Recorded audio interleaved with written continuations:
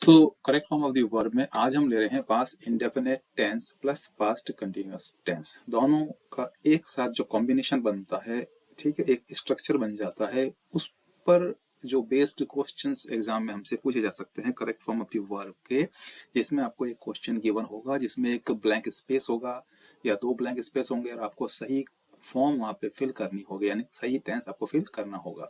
वैसे जो है पास्ट इंडेफिनिट टेंस का एक अलग से वीडियो हमने अपलोड किया, पास्ट कंटिन्यूअस का अलग से अपलोड किया है, लेकिन यहाँ पर दोनों का एक कॉम्बिनेशन है, बहुत ही इंपॉर्टेंट है, मोस्ट इंपॉर्टेंट है ये, ठीक है।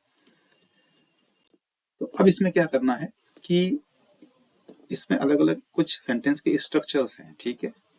तो ये देखिए, ये कुछ चार स्ट्रक्चर आपके सामने हैं। तो सेंटेंस जो है वो शुरू होता है व्हेन से, उसके बाद में आती है सेकंड फॉर्म यानी पास्ट इंडेफिनिट टेंस, फिर कॉमा, फिर एक नया सेंटेंस होगा जिसमें आपको वॉज वर आईएनजी यानी पास्ट कंटिन्यूअस टेंस लिखना होगा। इन दोनों का एक कॉम्बिनेशन बनेगा।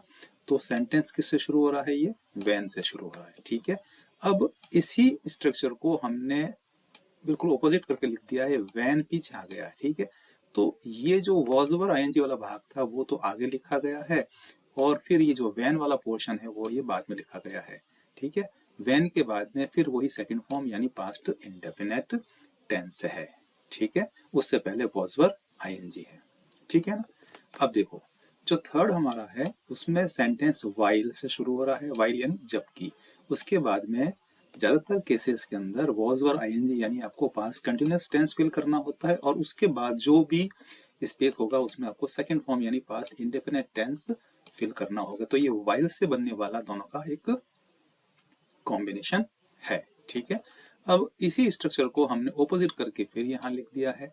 वाइल वाला जो ये पोर्शन, वाइल वाला जो ये यहाँ तक का जो ये भाग था वो तो आ गया यहाँ पे पीछे, ये वाला, ठीक है। और जो सेकंड फॉर्म वाला ये पोर्शन था उसको हमने यहाँ पे आगे लिखा है, ठीक है।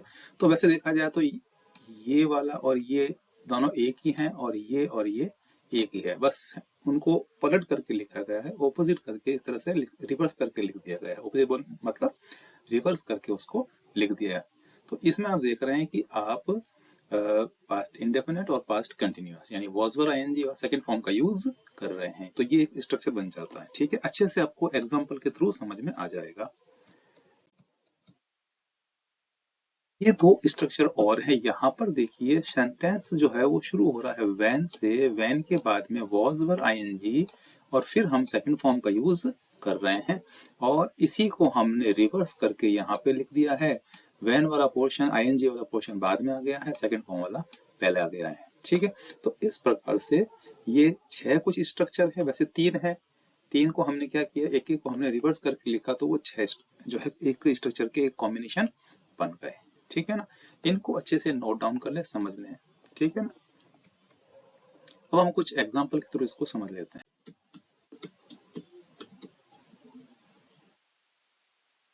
When I was walking, ठीक है, चलना भी एक लंबी प्रक्रिया हो गई। Walking to school, I saw Ram, देखना जो है वो लंबी प्रक्रिया नहीं है। वॉच मतलब देखना होता है, वो तो एक लंबी प्रक्रिया है ना। सी या सॉ, है ना, तो सीइंग नहीं कर सकते इसको कभी भी, सी के अंदर आईएनजी फॉर्म नहीं जुड़ता है, ठीक है ना। तो ये इस प्रकार से इस स्ट्रक्चर पर बेस्ड हो गया कंप्लीटली। आप देख सकते हैं व्हेन से स्टार्ट है, हाँ व्हेन से शुरू हो रहा है, आईएनजी फॉर्म आ गई, आईएनजी फॉर्म आ गई, सेकंड फॉर्म है तो यहाँ पर भी सेकंड फॉर्म है। When I was helping in the kitchen, जब मैं किचन में हेल्प कर रहा था, राधा केम, राधा आई। तो ये भी इसी स्ट्रक्चर पर बेस्ड हो गया, सिंपल सा है, ठीक है। तो ये वाला एग्जांपल और ये वाला एग्जांपल दोनों ही सेम है, ठीक है। While she prepared the soup, the children were playing in the garden, ठीक है ना। तो इस प्रकार से ये भी देखो वाइल से शुरू हो रहा है, लेकिन यहाँ सेकंड फॉर्म है, फिर भी हमने यहाँ पर आईएनजी फॉर्म काम में ली है, क्योंकि खेलना एक लंबी प्रक्रिया होती है, ठीक है। तो चैनल को सब्सक्राइब कीजिए, रेमेडी क्लासेस बाय नवीन सक्सेना, लाइक कीजिए और फ्रेंड्स में शेयर भी कीजिए। मिलते हैं नेक्स्ट वीडियो में।